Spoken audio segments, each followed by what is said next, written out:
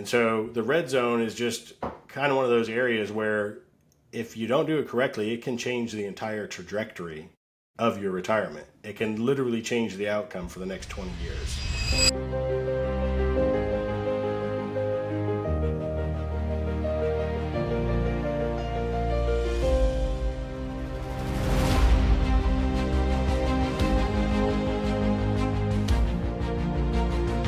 Okay, I'm not going to lie.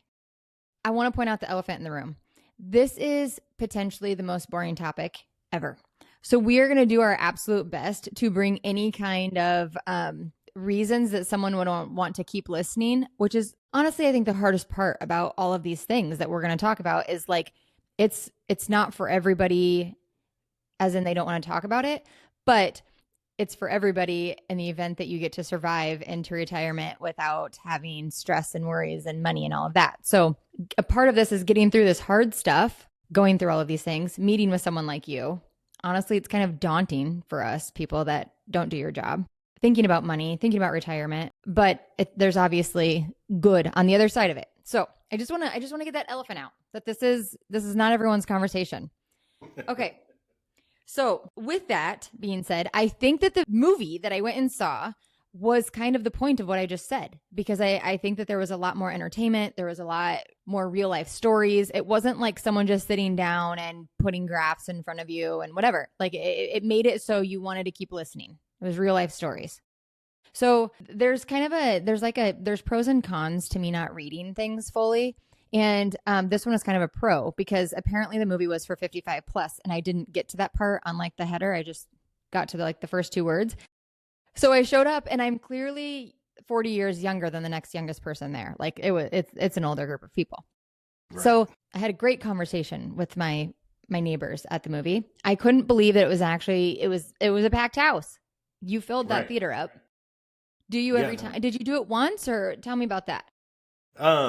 No, I would say so. We do a plethora of different types of seminars. That was a nice full event. Normally it's probably not quite that full, but I think that this is a new kind of thing. Everybody's used to the old school dinner seminars and stuff, educational seminars. And so this was a new perspective, a new way to go about things. And I think that's what drew a lot of people in for that event. We do obviously want to hope that we have that continued type of participation and show up rate. And so we actually are hosting another event at the Palms Theater in Waukee here soon. Oh, that one's fancy. Yeah. Now I will say, I didn't know the little thing that you get says that you get a free drink, but it doesn't say that you have popcorn in there. So I bought my own popcorn and then I went in there and there was popcorn in there. So I was like, what the heck? I want to get my money back for this. But I got M&Ms too, like the whole thing, right? The whole movie feeling. Yes. So, perfect. Okay. I know it was perfect. I was just me with all of my senior citizen neighbors. And then they were making jokes about while I was there. And I was like, but why are you here? Why didn't you do this 30 years ago? I didn't say that. Just what I thought.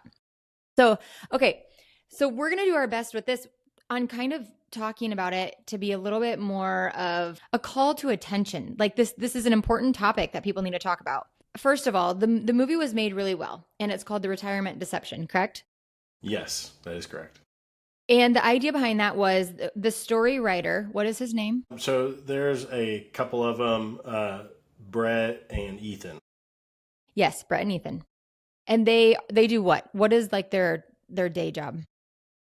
So they help clients with this. They're retirement specialists as well, but they now operate what we call an IMO or an FMO and try to help other advisors get out this same message that they've been talking about for years. And so they wanted to be able to help more advisors, to help more clients get that information out so that we can try to impact as many people as possible. Right. Yes, because it's kind of a scary number of people that aren't prepared for retirement. And that's what's talked about in the movie is we're hitting a point where people are going into retirement and then putting on the brakes and then going back to work because they realize something's not going to work out. They could outlive their money. They could a million things. If something goes wrong, we're in a bad predicament. So Absolutely. Very important message for sure. I want to know your story on why you got into this. Like, why are you passionate about it? And I do think that there's something along the lines of your grandparents. Is that correct? Correct. Okay. Yep. So tell me your story. Yep. So I went to Iowa State University. I did not plan on getting into this industry. That was not my goal. I actually had originally thought I would go into some type of federal law enforcement, United States Marshal Service, etc. And I was at Iowa State around 2008, 2009 when we had the major financial crisis that happened. And my grandparents had kind of just recently retired and then were going back to work. And so just through speaking with them and finding out some other information and stuff like that, come to find out that they had just worked with an advisor that didn't really specialize in retirement or wasn't hyper focused in that, just a general CFP, put your money in the market, let me manage it, and it'll do what it does. Didn't have them set up properly, and so they ended up losing over 50% of their portfolio to that huge correction. What we call the Great Recession, because it wasn't technically a depression because we didn't have enough quarters in negative to get a depression, but it was called the Great Recession. And so they ended up having to go back to work, and being that they were just your average individual, they weren't super high earners or anything like that. And my grandpa was self-employed, and so as a self-employed individual, you try to make your income low so that your taxes are low. Right. Well, the double-edged sword to that is your Social Security check is very low because it's based upon the taxes that you pay in. And so when this all happened, kind of they'd retired, they're drawing money out, they just lost half of it due to something out of their control. They ended up having to go both back to work. And I think because they could not survive on just their Social Security checks and most of their money being gone. And so that's kind of what drew me in. What happened, it kind of changed. We used to go on some family vacations and stuff like that. That wasn't happening anymore. And so it just made me more interested and kind of drew me into what did happen. And then from finding out through them and other family members that I wanted to try to basically make sure that didn't happen to anybody else. My grandma just retired here just a couple of years ago at age 85 because she had to work until then because my grandfather passed away. So she lost his Social Security check. They didn't have a ton of money in savings, so she just had hers. And she only retired because she moved in with an uncle of mine. And so just trying to make sure that that doesn't happen, try to protect as many people as possible. Kind of what got me into this industry almost 15 years ago is kind of what drew me to that. Right. And I think that it takes something personal. By the way, I was thinking about going to school for being like an investigator too. I don't know about a federal level, but like what a coincidence here. Now I just like to ask a lot of questions and be quick. Okay, so that is very interesting, but I think it takes those kind of personal things to make people want to become passionate about something and want to make sure it doesn't happen to another person, because how terrible for that to happen to someone that's worked so hard their whole life and then everything just crashes around them, and then all of a sudden their outcome is working until they're 85. I mean, that's horrible. That's horrible. Yeah, no, definitely. And that's, I think, my why of why I got into this and do that is because I don't want to see that happen to other individuals or other families. If I can help prevent that or educate individuals, I mean, I think education is key when it comes to a lot of this stuff. And so if I can help individuals do better, be more prepared, and working with someone as a retirement specialist, it's just going to make their retirement that much more advantageous for them. So I guess one of the questions that I originally had for you was, why are you advertising to 55 plus? And I guess that stands here. I feel like that's almost the age of, it's almost too late to start planning like you need to. Why isn't it that you're going for people our age in regards to making sure we get a good start and having enough? I know you don't like the word nesting egg, and we'll go to that next, but enough, money to be able to be very comfortable at a good age where you're still relatively healthy physically. You can move around pretty good. Yeah. I think so. I agree 100% that you should start as early as possible in preparing for retirement. What we're finding is that a large portion of the population is very uneducated or not as prepared as they should be. They're not as confident, they're unaware. And so we kind of focus on that 50, 55 plus because there is a shortened window of time that they actually have to be able to correct it. Whereas someone that's in their 20s or 30s, yes, we do want to help as many people and try to prepare as many people as possible. However, you do hypothetically have time on your side to make up for it. Whereas if you're 55 and you don't really have a plan yet, you're in that red zone. You're Right. getting close to where you don't have 25 years to make it up. We've got to really buckle down and kind of zone in on what it is you want to accomplish or what you want out of retirement. And so we've just found that a lot of people in that age group are underprepared, or they think just a statement is a plan. And just having a statement with a number on it is not a plan. That's not a plan for retirement. Right. I would agree with that because you never know what's going to happen that takes that out. And the red zone, the football player in the movie mentions the red zone and puts it in a football analogy, Right. as to what that means. And it's the 5 years before, the 5 years after. And if something bad happens in that 10-year gap, your whole world can be changed. Can you 100%. elaborate on that? Yeah, so I've talked about being in that retirement red zone for years, but Mitch talks about it in the movie. And yes, so earlier on, just like I was mentioning, that you have time to make up things. Once you get down to that goal line or red zone where you're about there, you can't afford mistakes. You can't afford improper planning, and so you've got to almost ensure that, hey, I'm not going to throw an interception, or I'm not going to fumble the ball, or I'm not going to make the wrong decision. You've really got to be hyper focused, and literally every second counts, every move counts that you make. And so the red zone is just kind of one of those areas where if you don't do it correctly, it can change the entire trajectory of your retirement. It can literally change the outcome for the next 20 years. Do you think that COVID actually had a bad outcome for people that were in that 5 year gap? Because it was mentioned in the movie. I mean, the 2008 was obviously mentioned, but then they mentioned COVID as well. However, I mean, for a lot of us in real estate, the pandemic was good. I don't really know what it did in the stock market because honestly, we don't have any money in the stock market, which we'll talk about that too. Do you think that that actually hurt people that were planning on retiring, from 2020 to now? Yeah, no, definitely. And so, I mean, I had clients that were getting ready to retire in 2020 and didn't because of the market drop.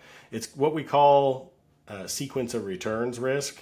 And a lot of advisors don't like to talk about that. They just want to talk about the average rate of return. But the sequence of returns risk is kind of the way the returns you get from the stock market. So a lot of people are going to be in a 401k IRA, but it's really the order of those returns. So if you start off or have really negative years, a few in a row, right before retirement, right at retirement, or right after retirement, it's again going to change that trajectory completely. And so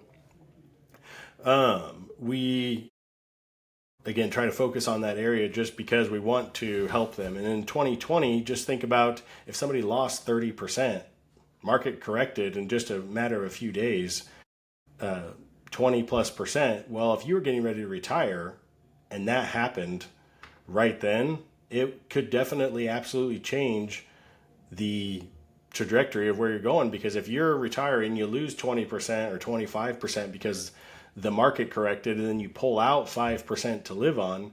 Well, now you're down 30% for the year. It takes a 43% return just to get back to zero. That doesn't include any gains. That's just to get you back to where you were. And so it just creates a snowball effect.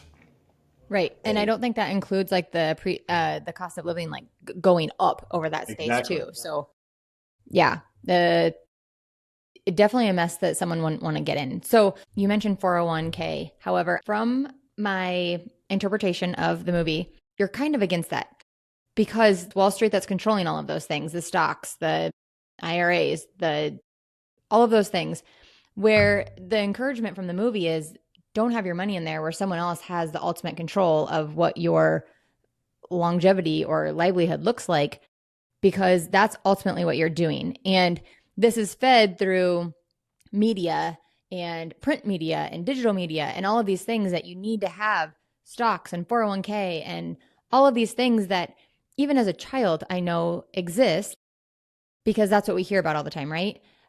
But 100%. and that is because the people that are advertising have stake in Wall Street. Exactly. So let's talk about the difference of what makes annuities different than that. Because I honestly still don't know the difference even after watching the movie. And what I took out of the movie is I need to start investigating more to understand the difference. The movie didn't really go into like the specifics because that's not the point of the movie.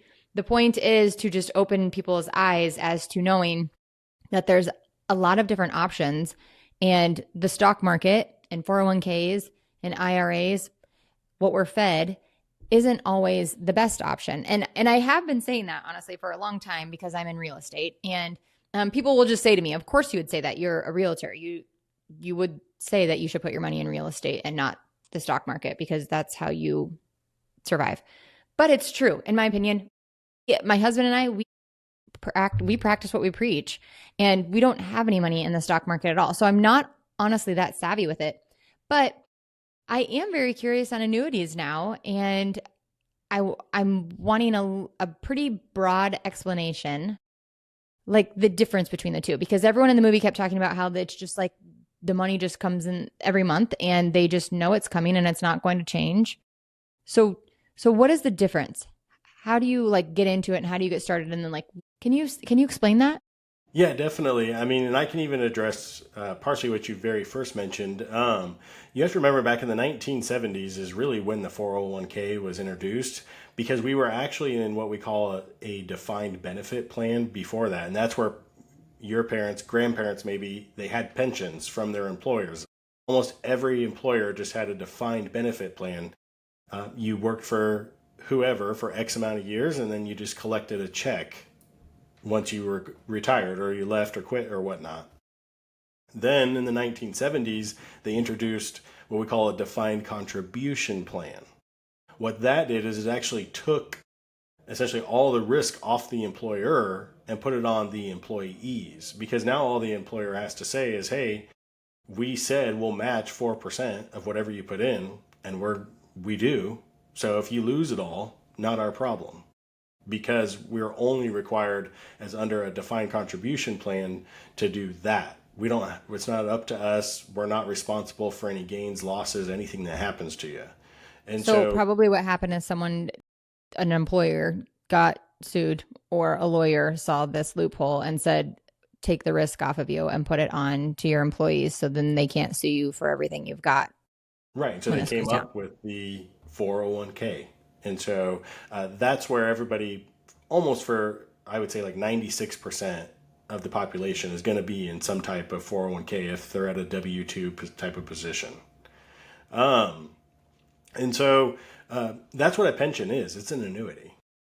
And so that's all the employers were doing, but they realized they were holding a lot of the risk, and so they wanted to shift that. So they switched to the defined contribution plans. Now you have to remember, annuities have been around for thousands of years, like literally since the Roman times. And so this is not a new concept, but a lot of people don't know about it because, as you said, the media, whether it's social media, print media, TV media, annuities are bad. Annuities are bad. I hate annuities. I mean, that's Ken Fisher's like tagline is I hate annuities and you should too.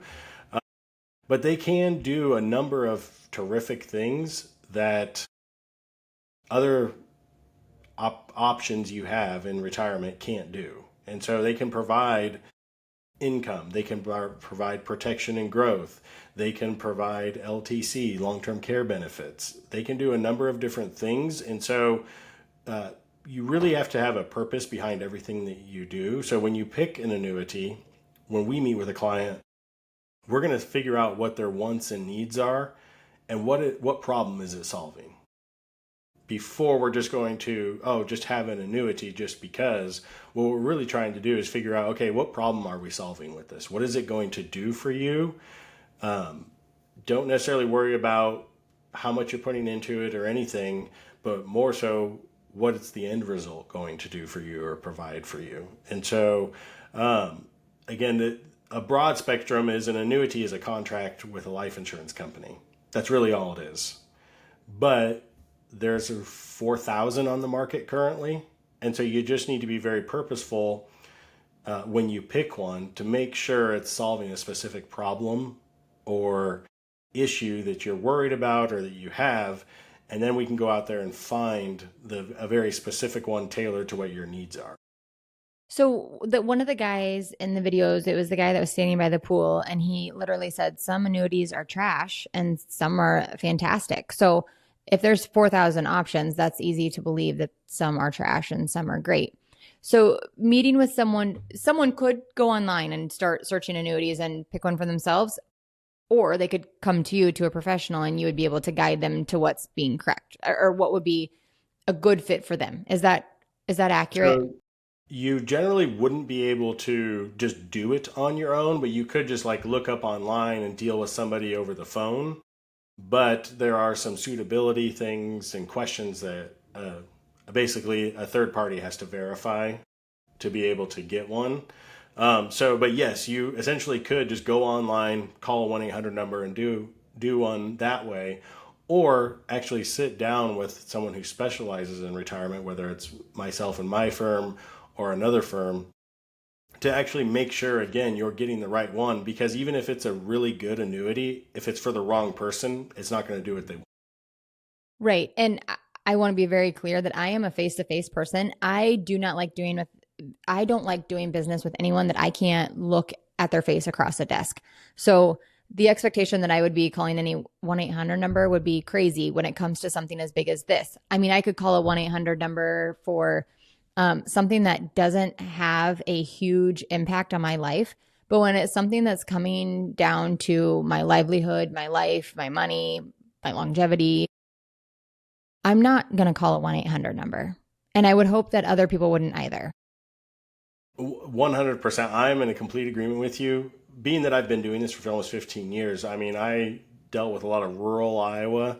And so, I mean, I was a lot of farmers and everything was kind of done on a handshake, but I'm with you 100%. I am not a big, for personal business or anything like that, or working with clients. I don't want to do anything over the phone. I want to talk to you in person. I want to meet with you, shake your hand, kind of get to know you. Honestly, to one, make sure I am a right fit for you and that you're a right fit for my firm to work with. Because we're not for everyone, and everyone's not for us. Right. I mean, that's in, our industries each, period. It's just, it's got to be a good match. But also there's just so many scams that are happening that I am so freaked out about anything on the phone anyways. And I would think that this client base would too, because the scammers are going after your money in any way that they can. So if it's going to be a conversation about money, that would be something that I would always be worried about it being a scam. So the point of me wanting to bring that up of you can absolutely call a 1-800 number that you Google to do this. However, I would not ever recommend it, and for the reasons that we said. So that would seem crazy too. Just like, how is the education even completely possible on a phone conversation? Right, 100%. And I've actually had clients, actually a doctor that right here in Central Iowa that, hey, he was an ER doc. He knows all about that. Been doing it. He owned his own practice, everything, but didn't know anything. He wasn't a doctor in retirement. And so he didn't know what he was doing. And he had actually Googled it and then just started talking to somebody online. And I got in contact with him. And now we do everything for him and his wife because it was that one-on-one or in person that made a world of difference in educating them, and that they know who they're talking to when you're talking about someone's retirement portfolio, which could be 50,000 or it could be 5 million. You want to know who you're dealing with and not just a voice over the phone that you never get to see. I want to be able to sit down. And that's what they liked as well. And I would be with you 100% that I would encourage everyone to sit down with someone in person. Don't do anything just over the phone and think it's going to be okay. Well, and that brings me to my next point of, we all have our industries that we're experts and professionals in. So doctors, lawyers, CPAs, all of these industries that are very highly educated people, Right. but you should not be, even though you're a doctor and you're very educated in that, you should not be doing retirement stuff on your own. Or even coming into real estate, sometimes, we get doctors that, man, they are hard to work with because I think, sorry, doctors, maybe they think they know everything, and they do. They know a lot, but they know how to Right. save a life, not a real estate deal. They know how to, do a lot of things, but when it comes to real estate, it's a different thing. I think that people that are professionals and that they are masters of their industry, they need to respect that they are probably the master of that trade and not the master of all trades. It's important to meet with someone. It truly is, because, man, can you imagine having that 5 million in your savings and you just get on a 1-800 number and then all of a sudden your 5 million is somehow gone because you thought you were talking to the guy on the guy down the road on the 1-800 number. That's crazy to me. Oh, 100%. You're saying exactly what I say to individuals is you were great at whatever it is you did for a profession. You were an expert at it. But that's what you were an expert in. I am not a car mechanic. Can I change a tire? Yes. Can I change out headlights, windshield wipers? I can do all that, all the basic stuff, change some oil. But if you told me to take apart an engine and put it back together, I can't do that because that's not what I specialize in. But what I do specialize in is retirement. And that's why it's important to work with someone that specializes in whatever it is you're doing. If you need a doctor, you probably shouldn't go see an auto mechanic. If you need your retirement fixed, you probably shouldn't see an Your ER doctor. doc because they're going to know anything that they have not know anything about it. Right. And for that, the engine, you could probably go to YouTube University and figure out step by step on how to put an engine together, but I'm not taking my kids in the car and I'm not going on a road trip with that Right. engine that I just put together. Exactly. The car may turn on, but who knows what's going to happen after that. Right. So, yeah, I mean, I think that that's very important. Also, in the movie, it talks about the rule of 72. Yep. So the rule of 72 is essentially is a kind of a rule of thumb of how fast your money doubles. That's getting an average rate of return, but you don't necessarily have that in retirement. And I try to explain to people that it's really not about that average rate of return. It's really about the sequence of returns. But the rule of 72 specifically is saying if you have a 7.2% return average every year, in 10 years, your money will. If it's less than that, it'll take longer. And if it's more than that, it'll take a little bit less time. So that's before you retire or after you retire? Sorry, That's clarify really that. any time that your money is just in investments. If you're getting a 7.2% return every year as an average, it'll take 10 years to double your money. Okay, let's talk about Wall Street dogma and the nest egg, because that, I always say that you need to make sure you have your nest egg good. And then I go to your movie and you're like, don't say the nest egg. It's like the worst saying ever. But is there another way that you would put it? Because, like, to me, it's the nest egg is making sure that you have something. But maybe we have different definitions, because the nest egg could also be annuities or real estate, right? The Right. nest egg could be anything. So is there a name that you would rather or that you would prefer to say outside of the nest egg or I having a good mean, nesting egg? I guess, yeah, it's hard to come up with a specific name of something else to call it. I just think that you need to have something set up for retirement. And that's actually a big problem is a lot of people don't. A lot of even seniors are still living just Social Security check to Social Security check. They don't have any type of savings whatsoever. But yeah, it's hard for me, like off the top of my head, to come up with a different name to call it. But what you have saved up will be what creates your retirement. But that could include real estate or 100%. annuities and all of that stuff. Yeah. So I guess Oh that's why yeah. I was confused in there. Like, I feel like your nesting egg, because I use the word a lot when it comes to senior care. And the reason that I say it is because I personally have experienced a family that, my own family, that my grandma was still working when she was, 80, because my mom and her siblings didn't want her to cash in on her nesting egg, which was real estate and land, because they wanted to have that. So the poor woman still had to work until the day that she died because they thought that nesting egg was theirs Right. by, inheritance. And, she wasn't living her best life because they were holding on to that tight. So I wish it would have ended different, but there's a gap. I mean, there's family dynamics that don't always allow, I think, grandchildren to be able to make a decision for their grandparents, because there's that middle line there of the children, the adult children that are going to be the ultimate, buck stops here kind of. And not to go down that path, but I don't feel like adult children that have made their way in life, they're successful, they have their own money, they've created their own future. They aren't typically the people that are worried about their parents using their nesting egg.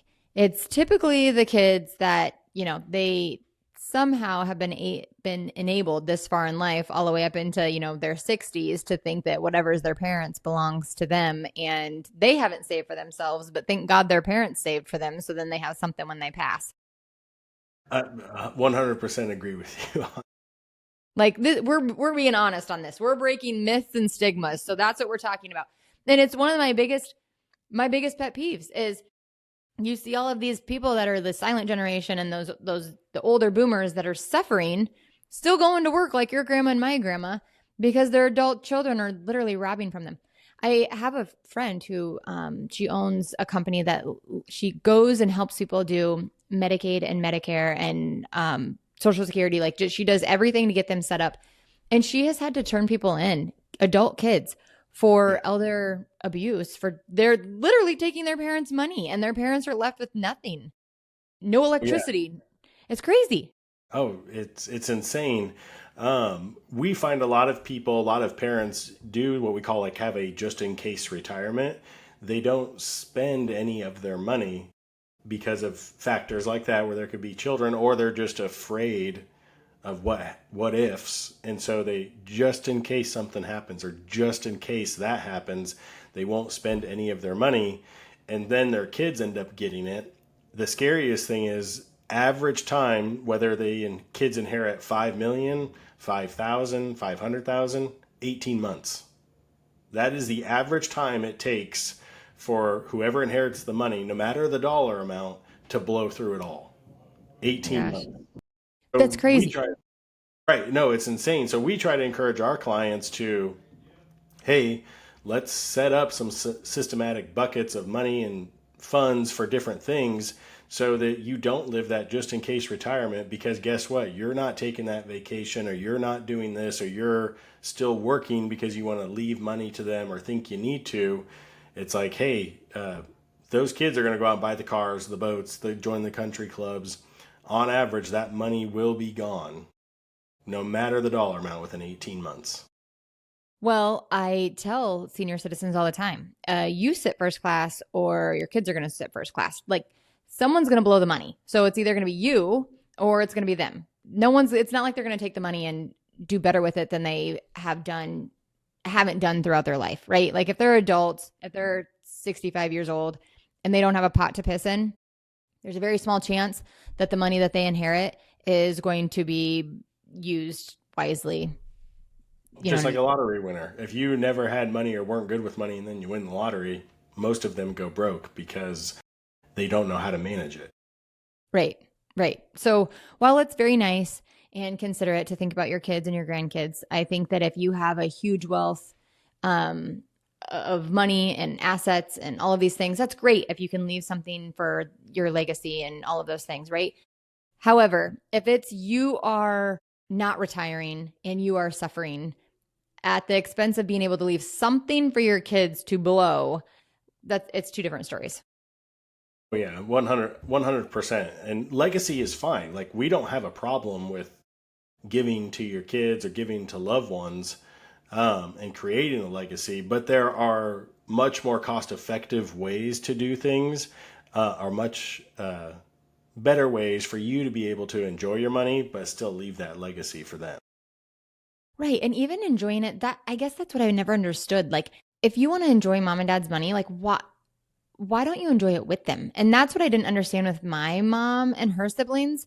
They did not. I mean, I think my mom canceled holidays and birthdays with my grandma because she knew that I kept saying, let's sell the land. Let's do this. Let's do that. Because I know how much this stuff is worth. Let's sell it so then she can live off of it. Because my mom would call me and complain, oh, I had to go pay grandma's electric bill because she didn't have enough money. Oh, blah, blah. And I'm like, that's your own fault because you're trying to save all of that, the hundreds of thousands of dollars that she has in land for yourself. And right now you think that you're going to be the victim because you have to go pay half her utility bill because she couldn't cover it with her Hy-Vee bakery. Like, come on. And I truly think that my mom canceled holidays so I wouldn't be able to tell my grandma that. Yeah, like, grandma, no, let's go sell absolutely. this. I can do it. Right, right, exactly. No, we find that all the time that people um, are, they'd rather struggle than do that because they have outside influences that tell them otherwise, or they just have that fear of just in case. And so we always try to help clients like, hey, if you want a legacy, totally fine, but you need to spend your money. Your mission should be to spend it with purpose, not preserve it out of fear or for others. And if legacy is important, no problem. We can help set up a legacy plan, but your mission should be to spend your money with purpose, not preserve it out of fear, because you didn't save for 40 years or whatever you invest in 40 years in properties and you start selling them off or land off. You saved it so that you didn't have a perfect balance sheet at the end of your life, but that you squeezed every drop out of life. And stop telling people, I get the question, well, what's enough? What's the number that I need to be comfortable? Well, that's different for everybody because one person's standard of living may be 10,000 a month and somebody else is 3,500 and they're cool. They're good. They don't have to worry about it. But stop worshiping a number on a statement and start squeezing everything you can out of life and start optimizing for experiences, memories, and giving while you're living, not worrying about what you get or have to give to someone at the end. Well, yeah, when you're not even here to, how selfish of them to be like, I want to enjoy your money after you're dead. So then you don't have to be here too. Like, what kind of kids like have that mindset? And Oh, yeah. okay, so now that I've like fully emerged into, so my background is real estate and social work. So for the last 10 years, I've been in real estate, had a great career. However, there was a very, very obvious gap to me that we're leaving our senior citizens behind. I have found them in houses that they should not have been in. And a lot of it is the unknown. People don't know about senior housing that's available. One. Two, everyone thinks it's mind-blowing expensive. And it is expensive depending on the situation. But when you look at the services, you look at the building, you look at all of the things that are included with that monthly expense, to me, it makes sense. Honestly, some days I can't wait to get there. But I think that it's incredible because my grandma could have afforded the nicest senior community living center here in Johnston had someone told her. I think she would have had enough money to be able to get in. Like if she would have sold her land, there was issues. She had land, and one time a farmer who rented her land came up to her farmhouse and found her stuck between her trailer hitch and her vehicle trying to load her lawnmower up. Her hand got stuck in it and she'd been stuck there for like hours, and her cell phone was in her car. And so like she had no business doing this. She was old. Right. And we should have just sold all of that stuff and cashed it in for something that made more sense other than her having the stress of having to load up a lawnmower to go mow land at like 76 years old. That's ridiculous. Right. It was stuff like that like my mom was okay with. And she also had some memory stuff because she had a brain aneurysm when she was like around 40. And so my grandpa always took care of everything for her, like finances Right. and all of those things. And whatever pension he had set up, which was with Fisher Controls in Marshalltown, which is now like Emerson or something, but they had good pension and whatever benefits they had there, right? Right. But whatever it is that he had set up, and you'd know more about this than I do, it was like if he lived over 65, then it was like a lot more money after 65. But if he died before 65, it was smaller or something. Well, he died at like 64 and a half. So not good. So my grandma got like that lower pension or whatever it was. And I don't want to talk like I know what I'm talking about because I don't. But that is like my understanding of what happened and why the pension was a little bit lower. And she still had to work because that monthly income. And someone wasn't telling her that like my grandpa actually set her up by buying all of this land long ago and it appreciated. So it was no longer worth 20,000 or whatever he bought it for way back in the 80s. But because of that aneurysm, I don't think that she had the ability to know exactly how well she was sitting versus like just thinking, that this is what my kids say. But after, getting into senior communities and learning about them and learning like all of the cost, and it's honestly really not that daunting. And the reason that I say that is the most expensive one here in Johnston, which is the Brio, which is the Wesley Life one. Oh my gosh, it is gorgeous. And my grandma could have afforded it and she would have loved to live there. And there would have been things in place, like, if she would have had annuities and long-term care and all of those things set up, it would have been easy for her to afford on top of, cashing in everything. And recently I went there to learn some pricing or whatever. And the pricing is, based off of your age, your health, and then, where you're going in there in the system. But the one thing that I absolutely love, and we're talking about squeezing every dollar out of it, is if you outlive your money. So let's say they say you have to have like $500,000 to come in to be able to live there, whatever. But if you outlive your money after that $500,000 is gone, they're not kicking you out. You get to stay. They're still going to feed. You get to take advantage of the whole place because you have what I think is, this is how I think that they look at it. And it's not just Brio and Johnston that does this. It's literally all of them, most of them. I just thought Brio was a place that I would like to move into today for myself. But they take care of you after that. They won't accept the elderly waiver and Medicaid and all of those things at entrance. There are places that will accept those. But most of the places, it's if you pay your dues, if you have long-term insurance, or the long-term care insurance, if you have annuities, if you have something, even veterans benefits that can supplement that, and then they just have to have that smaller portion for Medicaid, nobody is kicking you out as long as you pay your way in. So I think that that's really interesting because like right now, if I were to go get annuities and long-term care insurance, that is stuff that is going to set me up for success in those places so I can live in the best places. And I mean, I am a little bit on the fancy side. I say that I'm not, but don't put me in one of those dark dungeon places. Make sure that like it's, full of natural light and the best food and all of the things, right?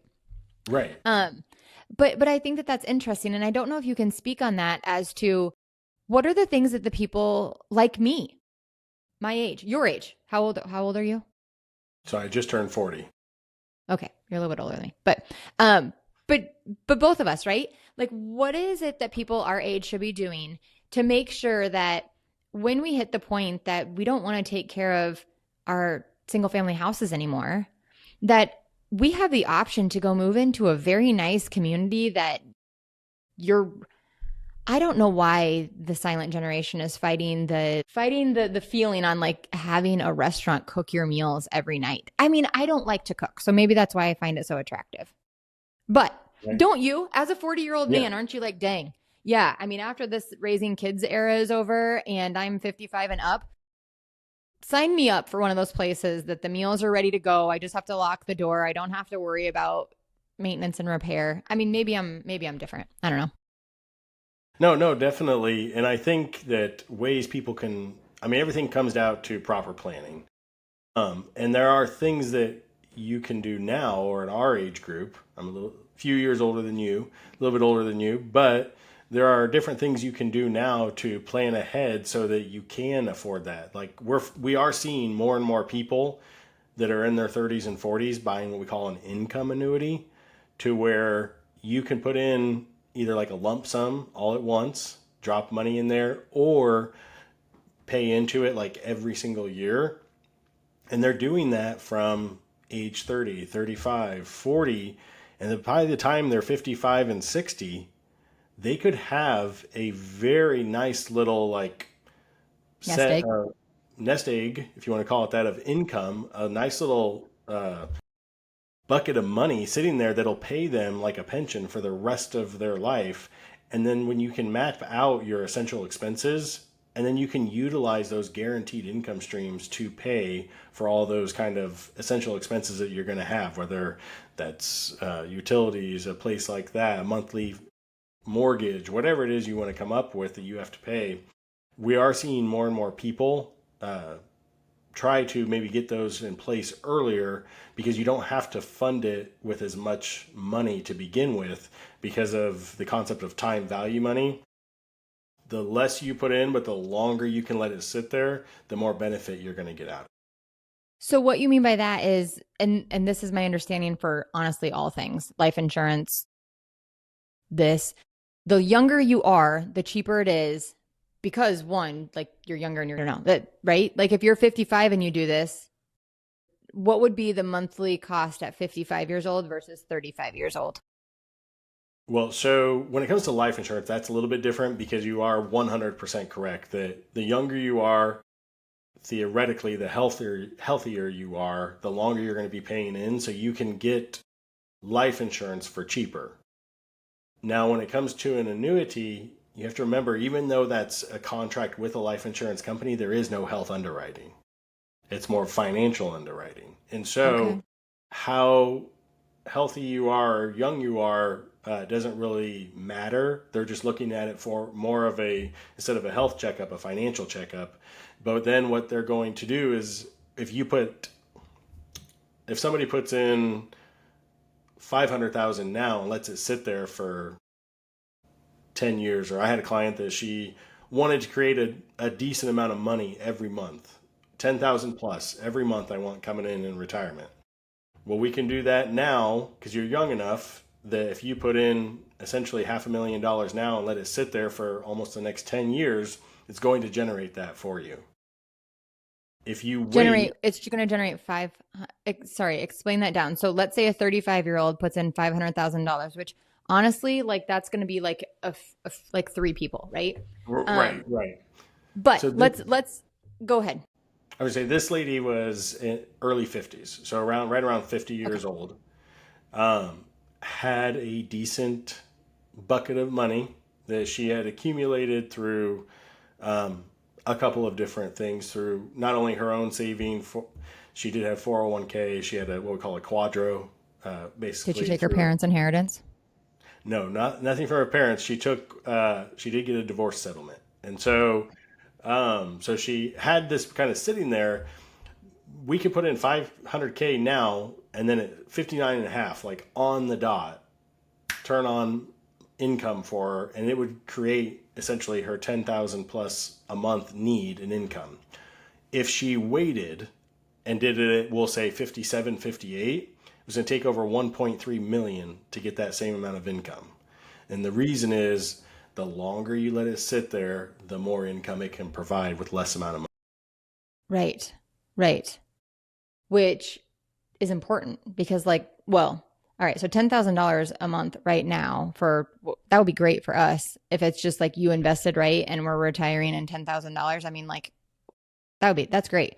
But let's say, how does that increase with cost of living, I guess? So okay, well, let's use our 50-year-old lady and she puts her $500,000 in, and then when does she plan on retiring? When she's 65? 60. 60, or okay, in 10 years, 60. So how does that fluctuate in the event that everything goes up even higher? I mean, this has been painful over the last 5 years of the cost of living going up. So 10,000 right now is great. What if 10,000 in 10 years isn't great? Does it go up, or is it nope, just So $10,000? we address that all the time, that you need to have something like an inflation fighter. And so a lot of times what we'll do is we'll create a laddering of income. So different income streams to turn on at different times so that you can try to offset inflation. Now, there are products that you can get that automatically do like an inflation adjustment or increasing income. However, that doesn't necessarily happen with every policy. So you have to figure out if that's what you want to do or if you just want like a level income. But then what you need to have is a laddering of income streams to turn on at different times so that, hey, I'm going to turn on this income at 60. I'm going to turn on this bucket at 62. I'm going to turn on this bucket at 67, 70, etc. So you can have a multiple amount of these types of products or vehicles set up for you. And then that's how you will offset inflation. So fair. That honestly, that is so insanely confusing. It's stressful. And I want to say that out loud so then people know that like if they're sitting here watching this and they're like, what? Same. We're all whatting all of this, right? And back to our point, we're not experts in any of this. That's why we need to see an expert because this is overwhelming. It truly is. Let's use just a real life example for myself and people our age, both of us. So we're still paying for club sports, and that is literally wiping all of us like out, right? What is the normal? What is the number that would make sense for someone to come in and say, hey, Matt, I want to start doing this. I want to start preparing for my retirement, but like, I also want my kids to be able to do club sports. I also want to be able to go on vacations. What is that minimum number that someone should come into you with to make it make sense for them to start? Well, one, it's different for everybody, but I think also the vehicle we want to use. Annuities are going to have kind of like a bare minimum, a dollar amount that you have to start with. Some could be as low as 10,000 is the minimum payment you can start with. Some could be at 5,000. You might be able to get one at 2,500 as like your first contribution. So, and not everybody can do that. They're like, hey, I don't have that. And so another vehicle that we'll use is life insurance. So if somebody's like, hey, I like the concept of all this, I just don't have 50 grand sitting around at this time to be able to dump into here and let it sit there. But I could make monthly payments. And so into a type of product or vehicle that would help provide income later on.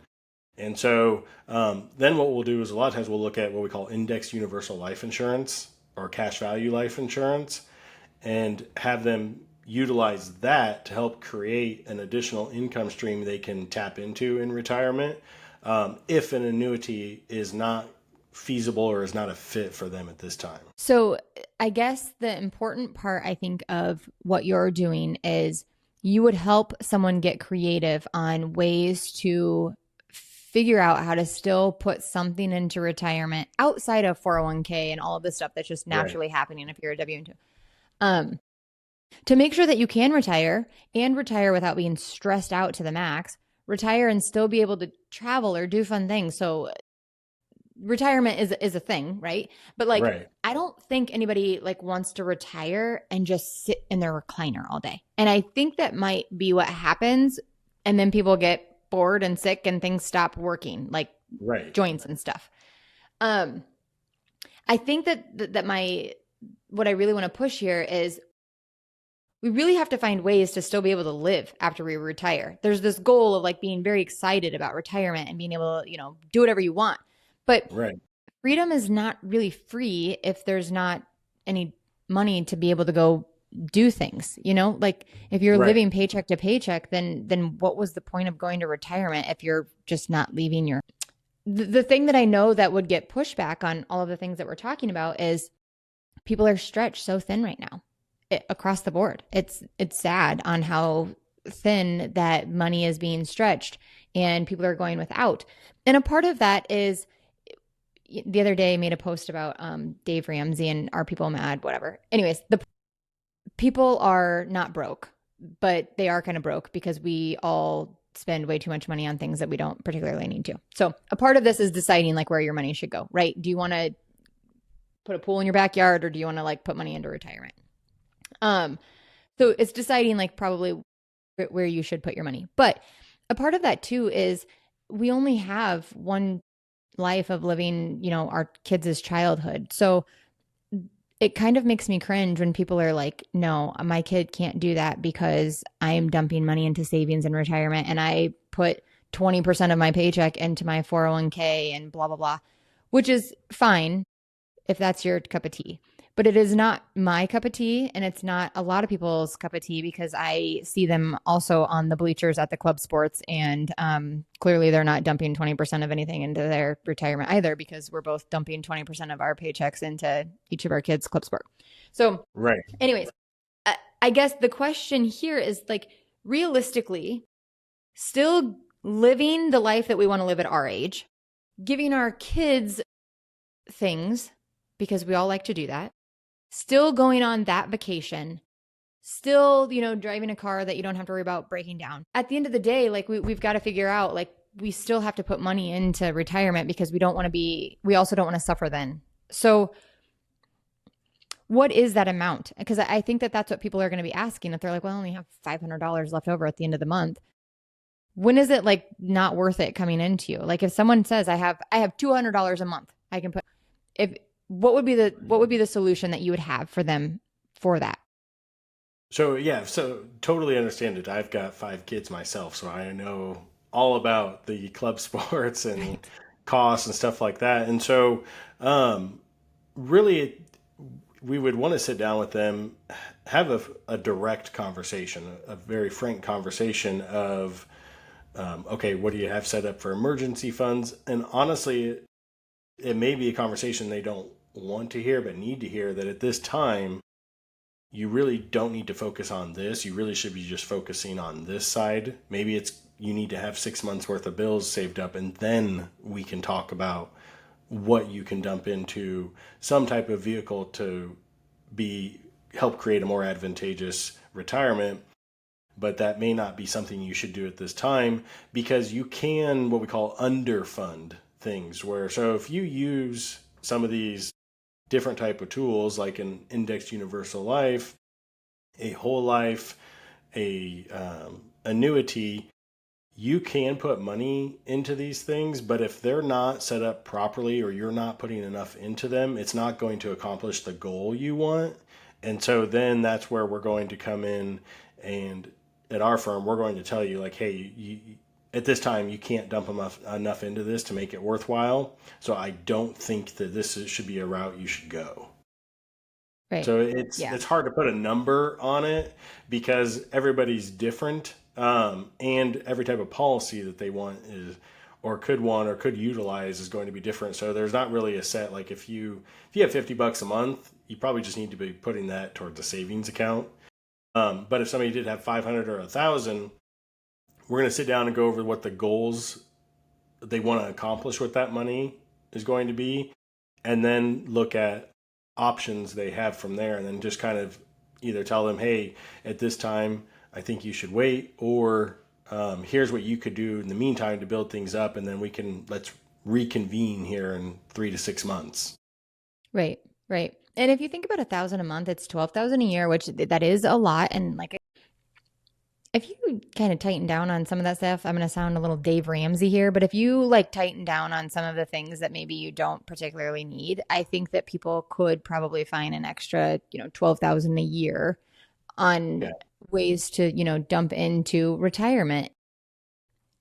Maybe that's, I don't know, it's personal and it's different for everybody on how you could figure out how to save $12,000 a year. But I just want to have realistic conversations, because when we start talking about like, yeah, you could dump 500,000, we're losing people because they're like, I don't got that kind of money.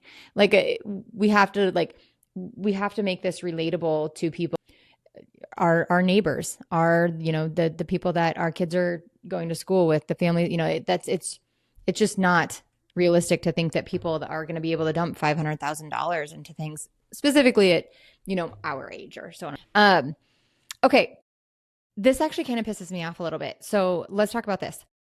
I knew this was happening because I know, but it was brought up in the movie. And it was literally the first thing that I came home and talked to Chase about, because it's something that I think a lot of right now. Everything in our life is wrapped around politics. Like, you can't get on the internet without something having an agenda behind it. You can't walk into any store without it having some political agenda behind it.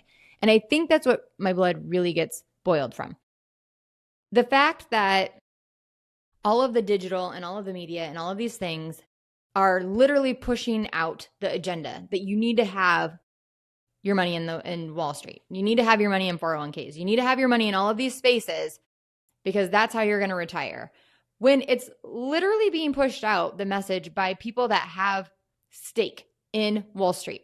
That makes me so mad, and it should feel illegal that we are like pull wool over our eyes or the general public's eyes as to all of the agenda behind this in media. It feels illegal. I don't know how else to say it. I mean, how can the person that's like, they don't have to tell you when they're advertising, go do a 401k and an IRA and all of these things.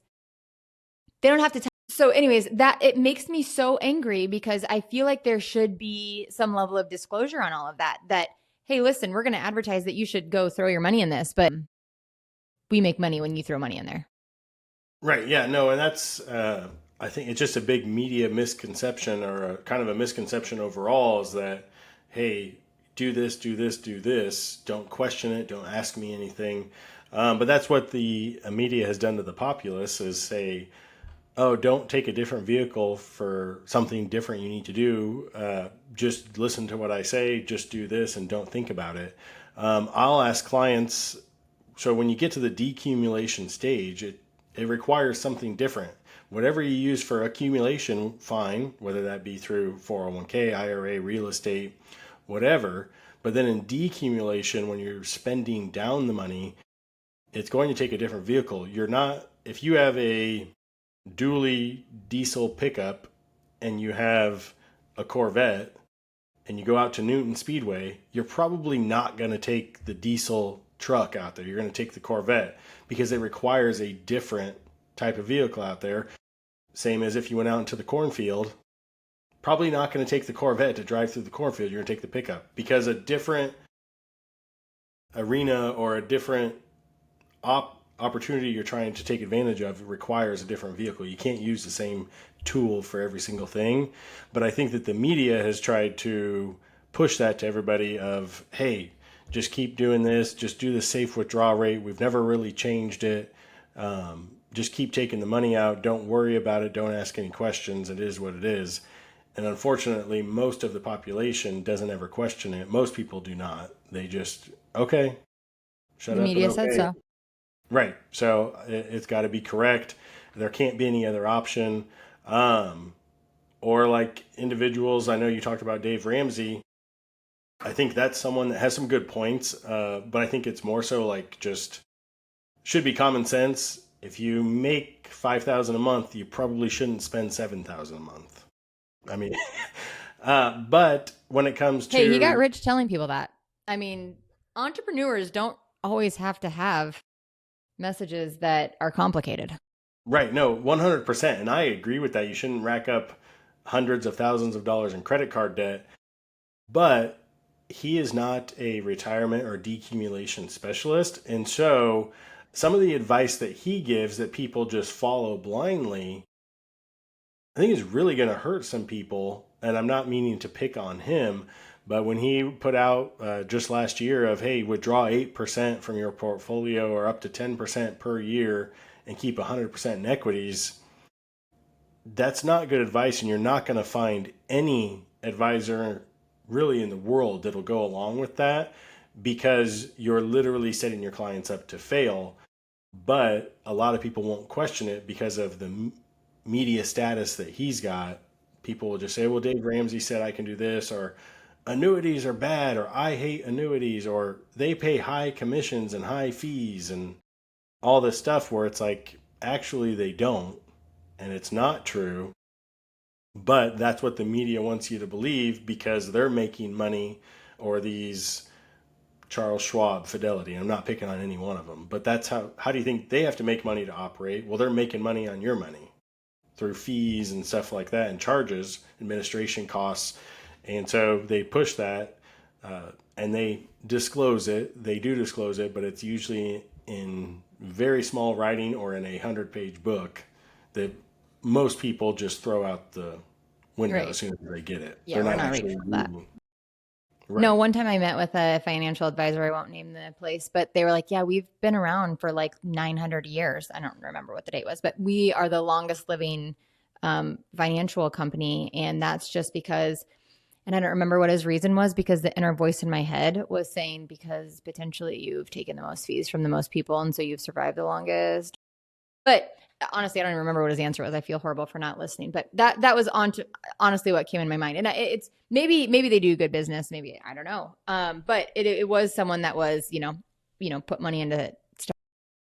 And maybe, like I said, maybe they're the longest living one because they take the most fees. Now let's talk about that. A part of the movie, they talk about the fees. And that was the son that had the mom that was a widow, because the dad like passed away immediately, and then she just took like this life insurance money, and she could either pay off her whole house, or she could put the money into an investment. And so she chose to put the money into an investment, and then they looked over her statement or something. They saw that she didn't make any money because it all went out in fees. Now, you obviously have to make money too. So what would be the difference? Tell me the difference between if you were to set something up for annuity versus someone in that space that's taking fees. Tell me the difference, because that's honestly my question. Like, we all have to make money. So Right. No, 100%. I actually get that question at almost every visit, because I don't charge like a setup fee. There are firms that when you come in, they're just going to say, hey, it's $2,500 for me to set up a plan for you. And some people pay it. And if that's what a firm wants to do and that's how they want to go about things, totally fine. So I will get people to ask, what's my fee just to set a plan up for them, or what cut do I get of their assets? And so I address it very directly that I didn't work for that nest egg, that money you've got, whether it's an IRA, a Roth account, savings, whatever you've got. I didn't work for it, so I'm not going to take a percentage of it. That's not my money. But I don't work for free. So what happens is, you come to me, we help you set up a plan of action to help ensure your retirement is everything you want it to be. We're going to send X amount of dollars from this institution over to the new financial institution. Then that financial institution is going to compensate me directly from their general account, not from your money. So do I get paid for my services? Absolutely. But it's not from your money. You're not going to see a fee deducted to pay Matt or anything like that. Or a monthly fee. Right. I get paid directly from their general account. So for almost like as a broker for bringing them the business, they're going to pay me, but it's from their money, not from yours. Right. Kind of like a referral fee. That's honestly how I get paid for helping people find senior housing. And I want to be clear that it's senior housing, not nursing home, because there's a difference. But yeah, they don't pay me either. It's the senior community that's paying me. And it's honestly Right. because the senior communities have such high turnover rate for their salespeople that I almost think it would be a better business for them to have outside sources like myself. Right. So then they're not having to pay people like hourly, and then just paying Right. people, because they don't have to pay pension or retirement or whatever it is for me. And they don't have to pay me whether they don't get anyone or not. They only pay me Right. if I work. So, Definitely. there's some people that like to work off a commission, and there's some people that don't. And before I worked out a commission, I would have never. But now I don't know if I could ever go back. I think you and I both Right. probably have a lot of work ethic. So maybe that's why, it's not for everyone. And I'm not saying people that are W-2 don't have work ethic. I'm just saying that Right. It's a different breed. yeah. Yeah, absolutely. It makes me kind of what we were just talking about with the fees makes me think of a client that, and I won't name the firm that she keeps all of her nest egg or brokerage account at, or the company, but that was one thing. We were rolling some money out of there because she was worried, like, hey, I lost X amount of percent last year, because it was last year this happened. She's like, the year prior in 2022, I lost money. And so I was kind of concerned about that, but this is all I've got. I've got to hold on to this. I got to protect it. So we rolled a portion of those funds into just what we call a growth annuity. And that was just going to be just to help it try to grow the account value. It wasn't meant for income or anything like that. It was just help to try to protect the money so if the market downturns, she wouldn't lose anything. But when the market did well, if let's say she was tied to the S&P index, she would gain index crediting or interest on it. Well, the advisor of the firm where it was at, oh, well, you're just paying high commissions and high fees. You don't want to do that. Just keep it all here and don't talk to anybody else. So Jeez. one, I said that was the first red flag. If an advisor tells you, don't talk to anybody, only talk to me, and don't listen to anybody else, you should probably talk to anyone else. Right, But, right. but on top of that, so then we ended up breaking it down, and it was like, okay, at the end of the day, after taxes, maybe I'll make 2.5% on the dollar amount we're rolling over. So maybe one time total. That's not monthly, yearly. That is a one lifetime total of 2 to 2.5%. Or you can keep that same money over here. And we actually ended up doing the math that she had about $500,000 sitting in this account due to the platform fee, the management fee, the account fees, sub account fees, trade fees. She was paying over 2% in total fees just to have it. Well, we did the math that if over a 25, 30-year span, because of if the dollar amount never changed, she never lost or gained any money, she'd pay about $250,000 in fees. $250K in fees, or one time I Wow. made 2%.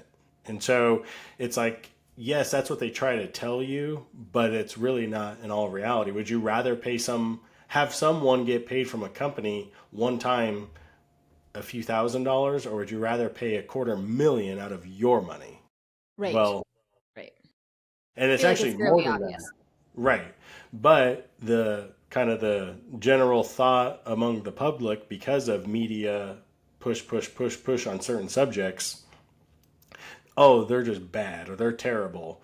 And again, there are bad, not could, there are bad annuities, but a lot of times it can just be the wrong one for the wrong person. And so you just have to, one, you need to do some digging, make sure it's the proper one for the right person, etc. But when it comes down to fees and commissions and stuff like that, you pay way more under an advisory account than you would ever really under an. Well, a huge difference. I mean, that's not even comparable. It's just, I don't think people quite understand the fees, which is important to talk about because where people's money goes matters. Okay, let's go to this. They do talk about tax torpedo in their retirement planning. Can you explain what that means? So, or a tax torpedo, and we talk about it too, is essentially that without proper tax planning and RMD planning, you can end up causing a multitude of issues that what we call, again, create a tax torpedo, where your Social Security, because up to 85% of an individual's Social Security can be taxed.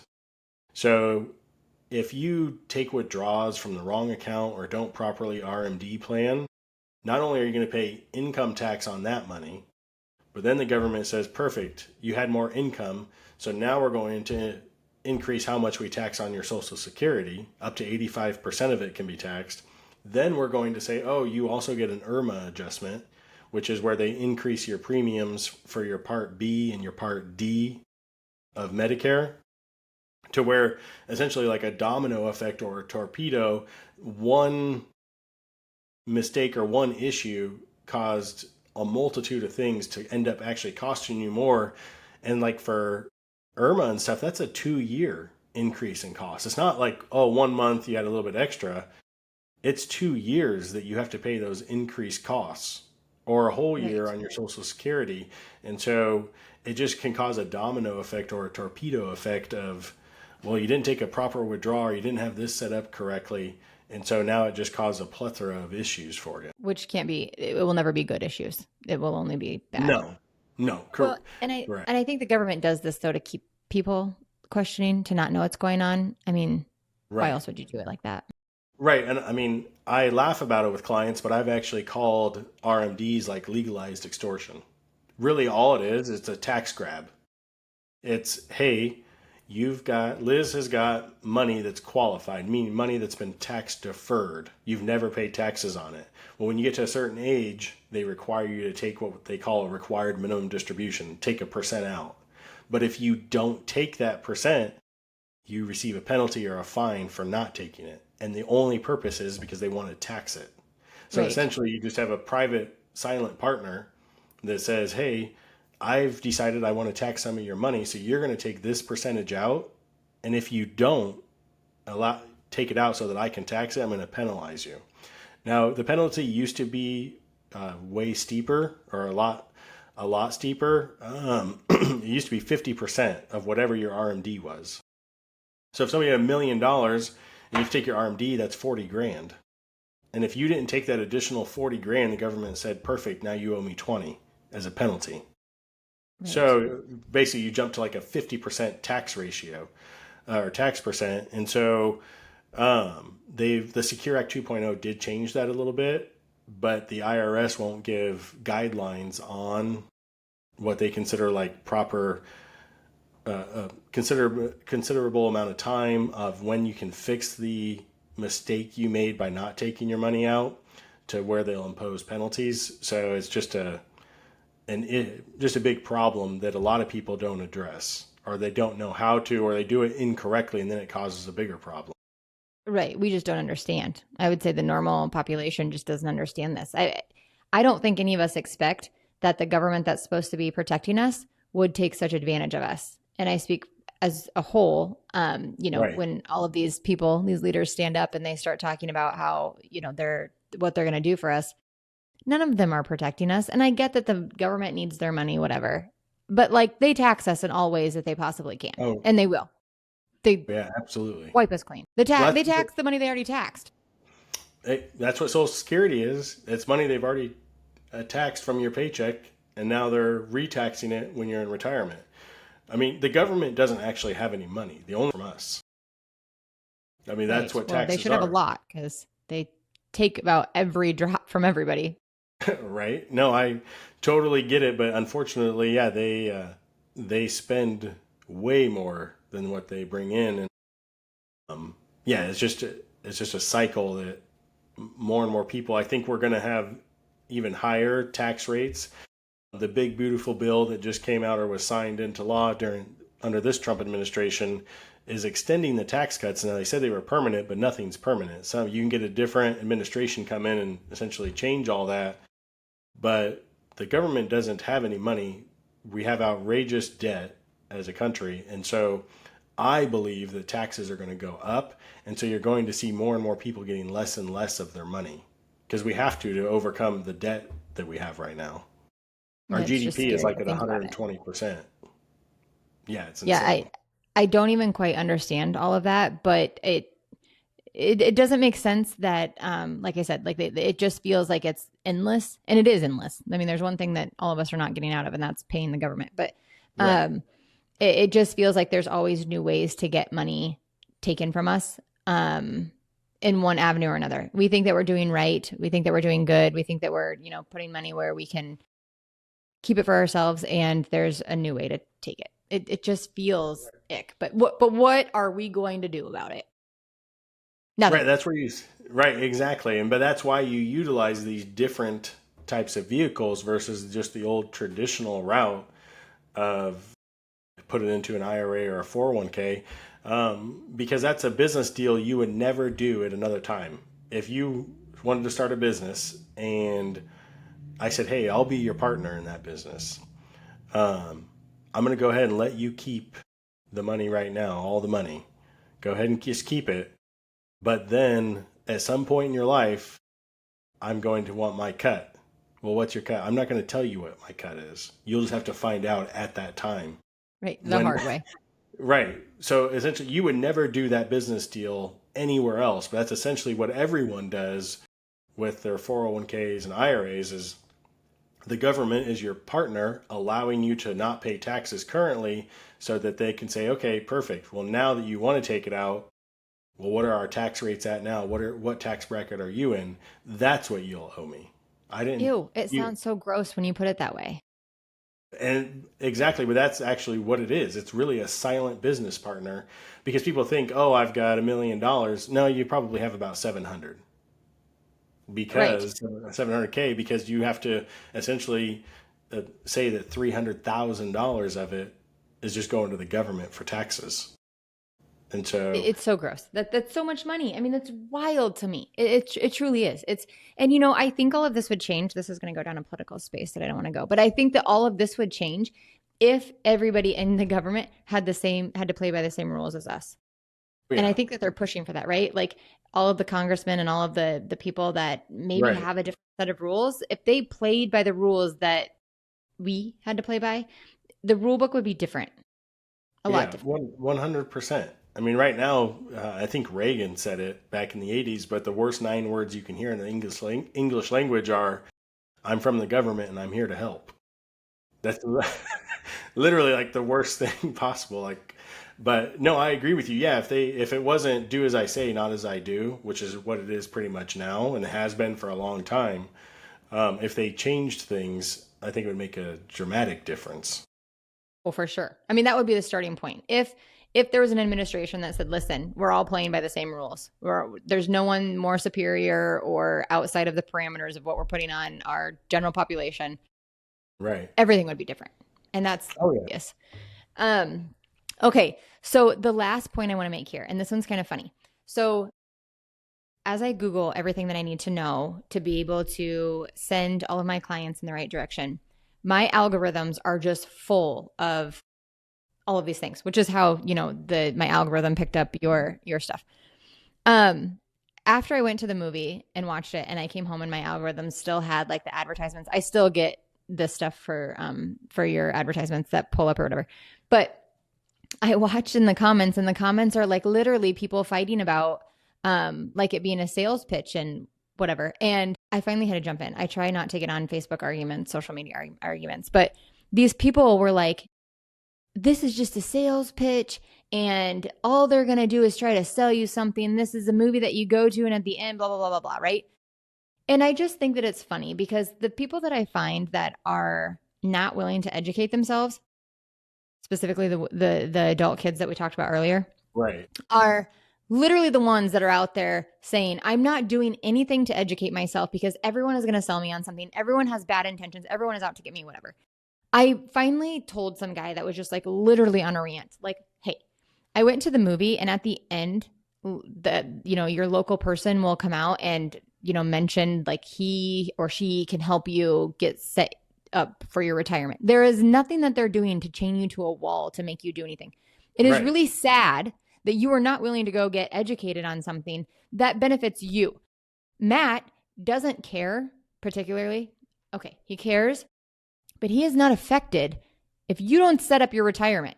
He will not be affected if you're working until you're 92 years old. He will not suffer at the expense of you not getting educated. So I literally went on a little bit of a like soapbox on whoever's post that is.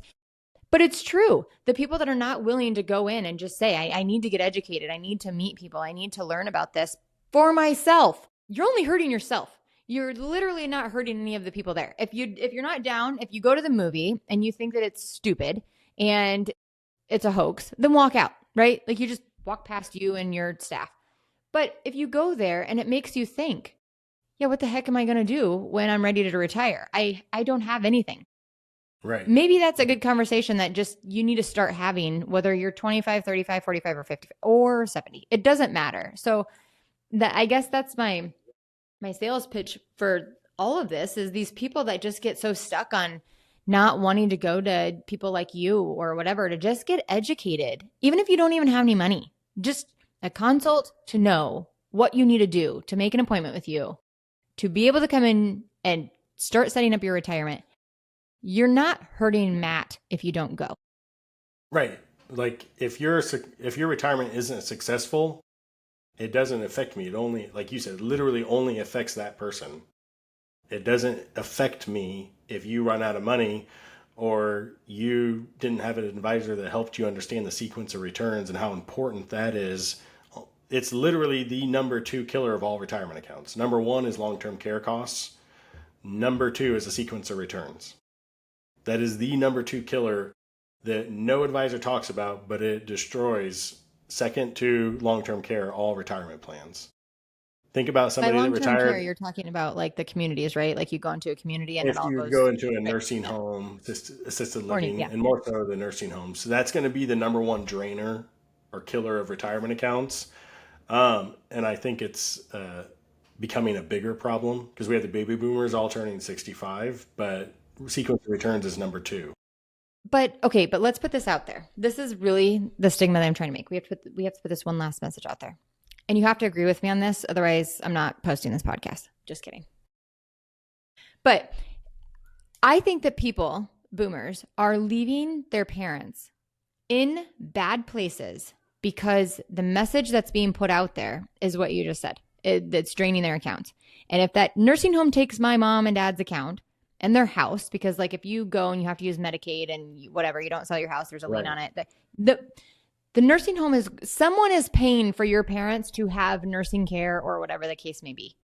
So I feel like we're leaving our seniors behind because the message that everyone is hearing, and even the silent generation, is that they take all your money. And they do. I don't want to say that they don't. I don't want to make it sound like the senior communities housing, which is different than a facility. A facility is like where there's medical, nurses, all of these things happening, right? There's senior housing where you go there and you're being assisted to be able to take care of your ADLs. Like some of them, like you don't have to cook, you don't have to, whatever. But the person's life could possibly be much better if they lived in those spaces. And the thought that people are just going to leave their parents to die alone in those isolated places and houses, and the message being sent like they're going to take all your money. Yes, they're expensive.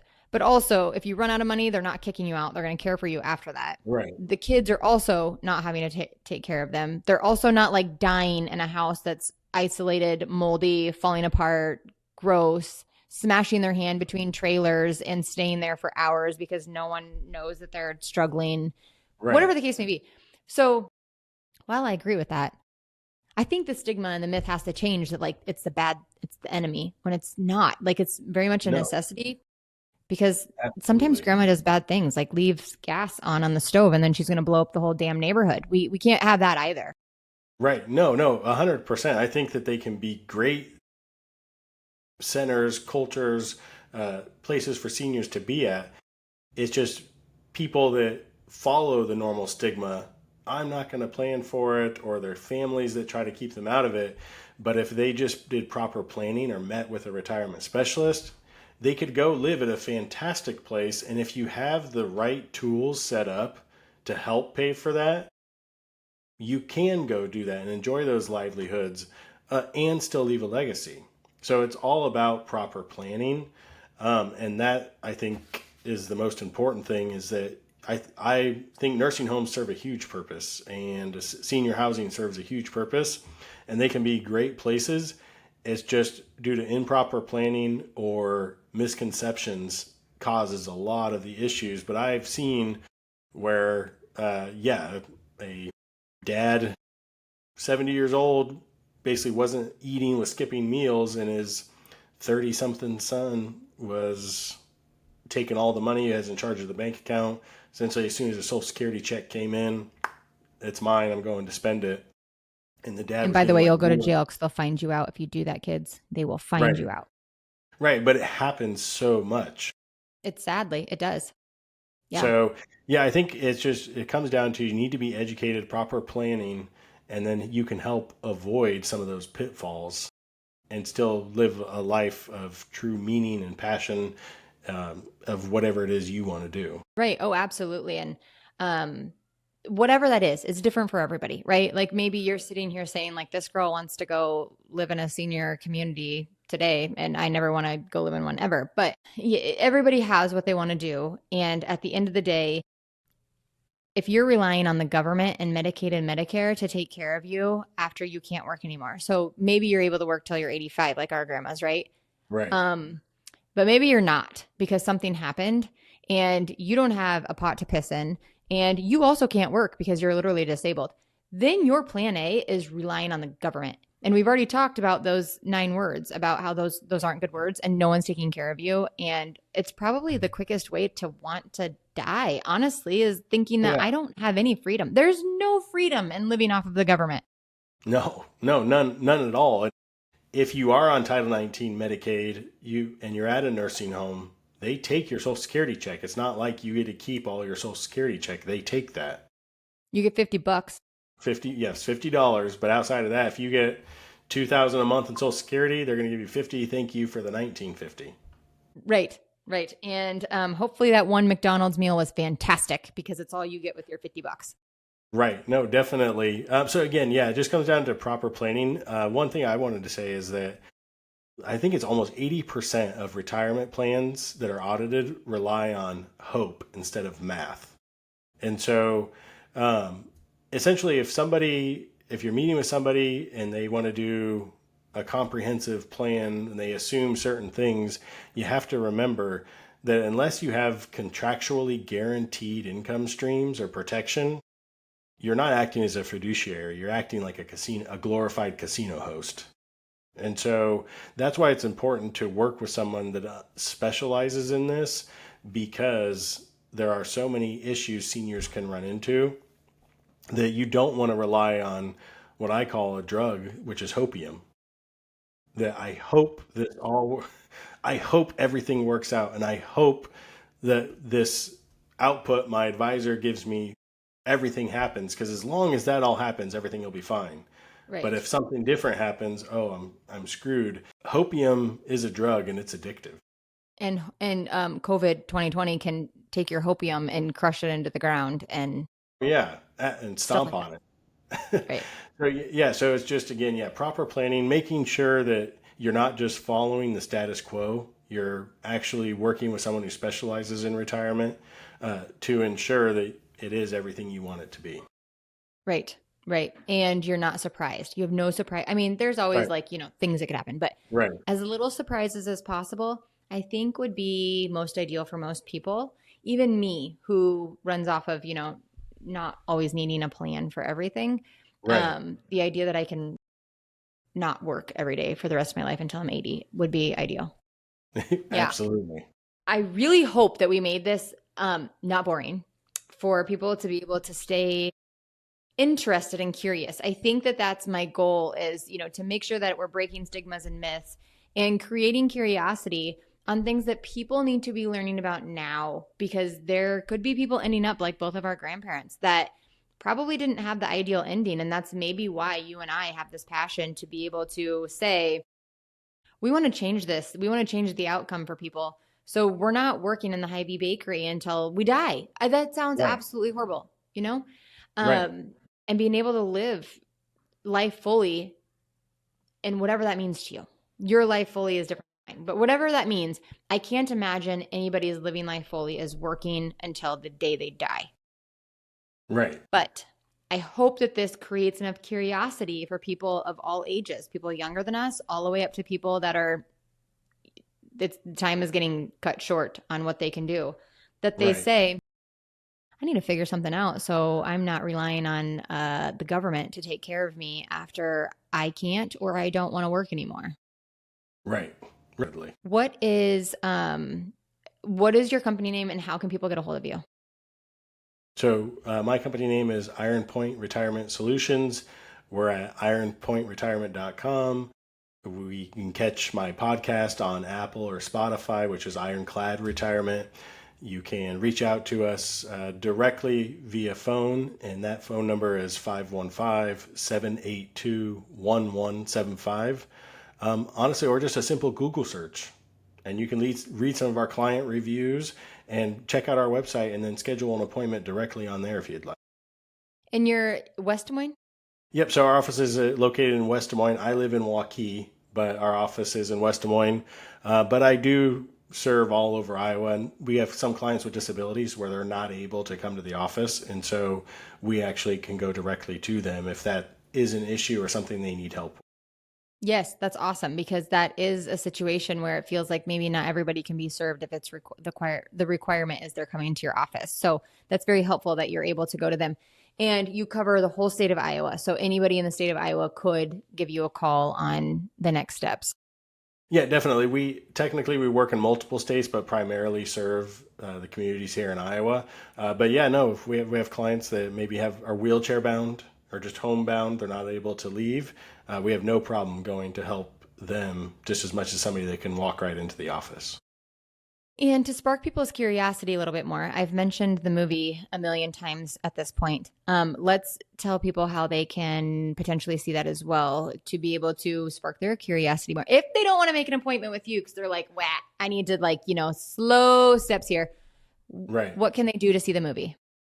The movie, The Retirement Deception, all they actually would really need to do is just reach out to us, and we can actually send them an email with a viewing code and some instructions. It'll be at zero cost to them. Normally, they'd have to pay $30 to get the movie, but if they reach out to us and say, "Hey, I heard about it, I just want to watch it," and then kind of go from there, not a problem. They just have to give us a call or shoot us an email even, and we can send that information right over to them. But they also don't get free popcorn and drink if they go that route. Correct. So if you go to the theaters, don't buy popcorn. They have it in the theater for you. Exactly. And a soda. And so, yes. Yes. Well, thank you so much. That was great. And I truly appreciate you coming on and kind of breaking that down a little bit as to all of the confusing things, because there's absolutely nothing that's simple or clear with anything when it comes to retirement. Right. No, absolutely. And I appreciate you bringing me on to talk about this and try to help maybe enlighten some individuals that listen in or tune in and didn't know certain things. Yeah, it's hopefully it hit